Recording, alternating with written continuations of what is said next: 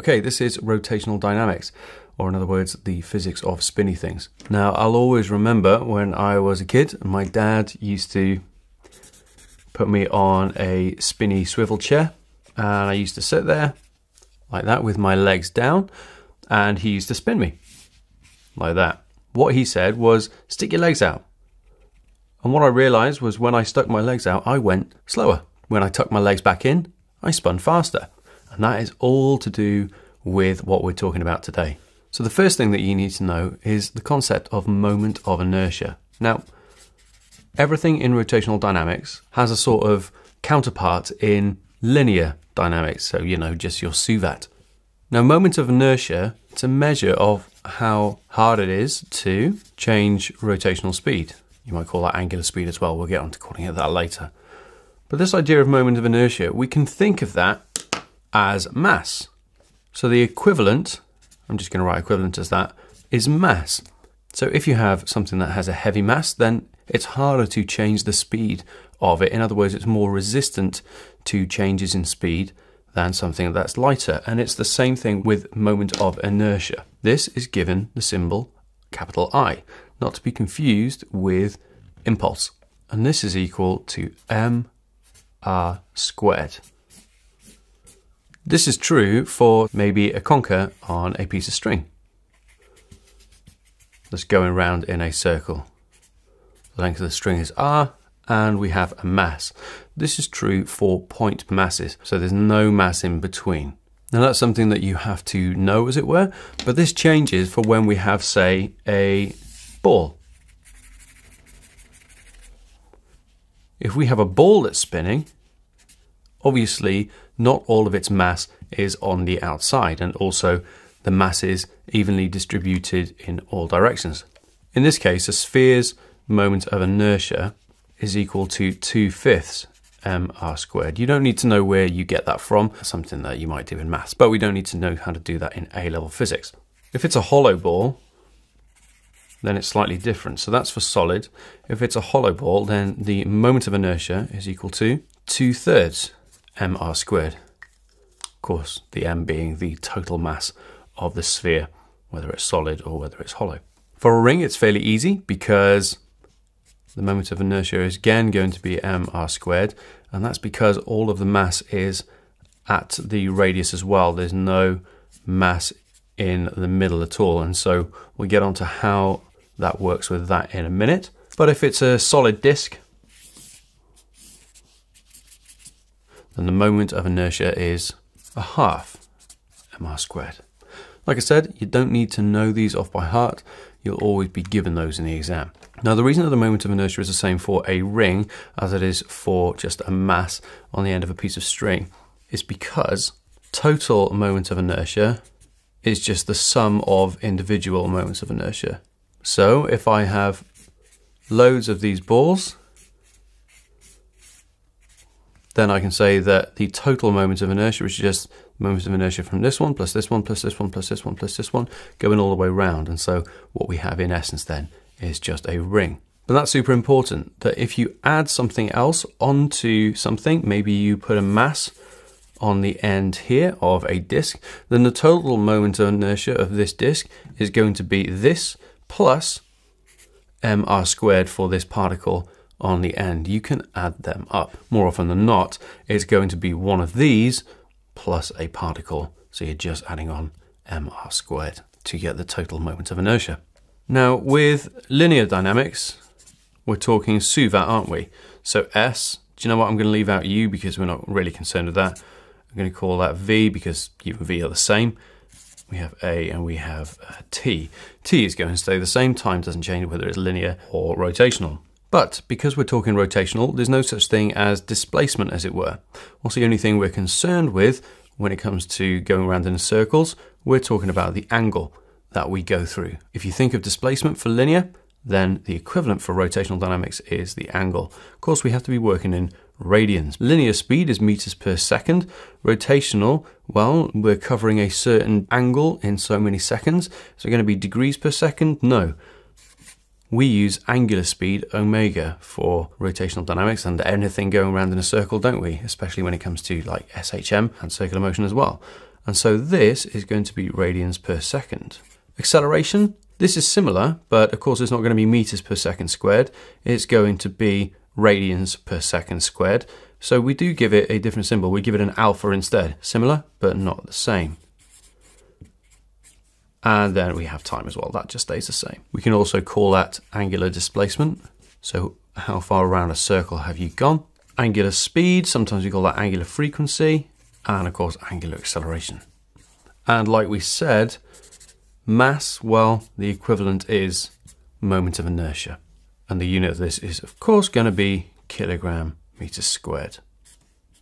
And the reason that we're talking about the similarities between linear and rotational dynamics is because basically all of the laws that apply for linear dynamics also apply to rotational as well. Well, let's think about Newton's equations of motion. V equals U plus AT. What would the equivalent be for rotational dynamics? Well, just a second speed is equal to the first angular speed, that is, plus angular acceleration times time. It's exactly the same, just we're thinking circles, not lines. S equals ut plus half at squared. You can figure this out yourself, I reckon. V squared equals u squared plus 2as. And the last one as well. Pretty nifty, right? Even things like kinetic energy. We know that Ek is equal to half mv squared. But the equivalent for rotational dynamics is half. And we said that the equivalent to mass is the moment of inertia. And then we just times by our angular speed squared. So that gives you the kinetic energy of a spinny thing. And let's have a think about torque. In other words, moments, you can call them that as well. Torque is a nicer word to go with. And we're going to call that T for torque. So the moment is equal to the force times the distance that that force is from the pivot. And the unit of that is going to be Newton meters. Of course, these need to be perpendicular, don't they? But what you might not know is that it is also equal to the moment of inertia of the thing that's being turned times the angular acceleration. So in other words, torque is equivalent of force. Because it's our moment of inertia times angular acceleration, that means that it is the equivalent to force when it comes to rotation. We have work done as well. You know that work done for something going in a line is just E equals FD. I don't like using W, it's an energy. So E equals FD, but what would it be for rotational?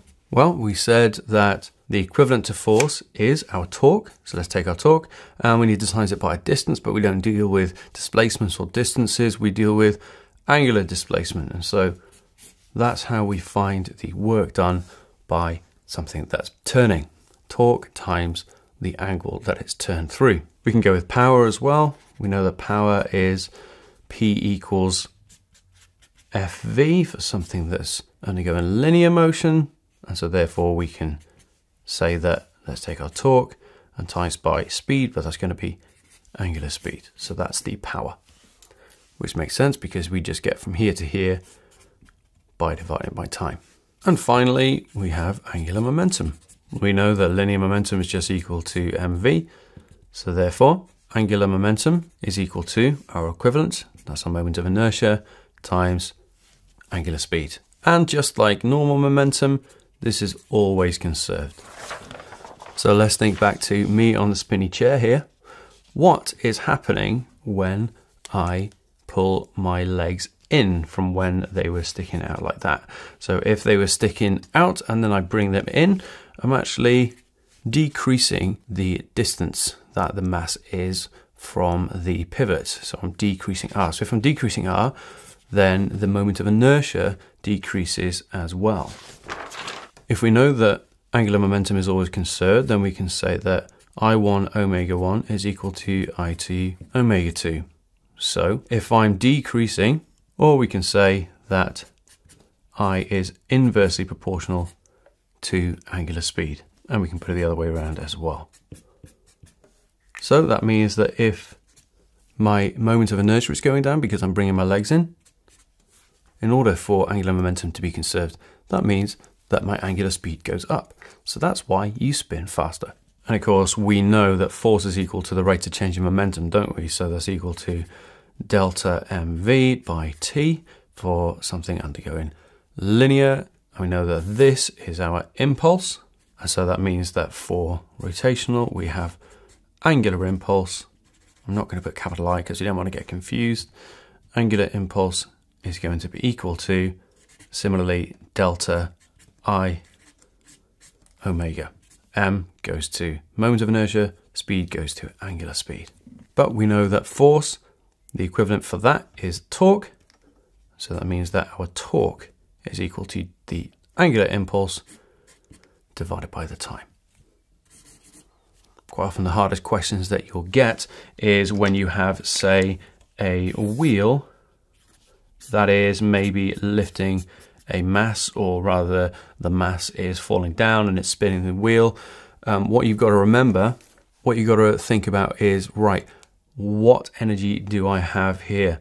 If a mass is falling, then that means that the only energy to begin with is mgh. What is that being transferred to? Well, that's being transferred to the kinetic energy of the mass there, so that's just half mv squared. That's also being transferred to the ek of the disk. I'm just going to put ek rotational, and we know that that is equal to half I omega squared. And if there's no friction involved, then that's going to be it. But then if there is friction involved as well, if there's work done against friction, then we know that that's this one up here. And so we can say that that is the torque times theta. One more thing that you might need to know is about flywheels. Now, flywheels have been around for a long time. They're used in lots of things, but they're thinking about using flywheels as an alternative to batteries in cars. What you do is that you get a really heavy disc of metal, spin it up really, really fast, and then as you start driving, then that makes contact with the shaft in your car, and then that drives the wheels. And so you're taking energy out of that spinning disc little by little. And the good thing about them is that they don't take a long time to charge, because of course you just spin it up, whereas with a battery you have to wait for maybe half an hour to charge the battery up. In this case you just start spinning it, and that takes, well, just a few seconds, to be honest, maybe a minute. If it's heavier, then you can store more kinetic energy in it. Of course that does make the car itself heavier as well, so it's a bit of a pro and a con at the same time. And also, if you use a ring instead of a disc, then that means that you have a greater moment of inertia. So that means that, again, you can store more kinetic energy in it at the same speed. For a flywheel, you need incredibly good bearings because you want as little friction as possible. That's, of course, where lots of energy is going to be lost. It can't stay charged forever, as it were. It's going to lose energy over time, even when you're not using it. And because there's so much energy in this flywheel, if something breaks and it spins apart, now that's a lot of damage. Another application of angular momentum and rotational dynamics is with governors. I don't know if you've seen these before, but you see them in old movies. I always saw them. I didn't know what they do. They're really, really clever. So this will be a spinning shaft or something like that, and then you have these on here. And what they do is that they govern how fast the rod can spin. If it spins too fast, what happens? These masses go outwards like that.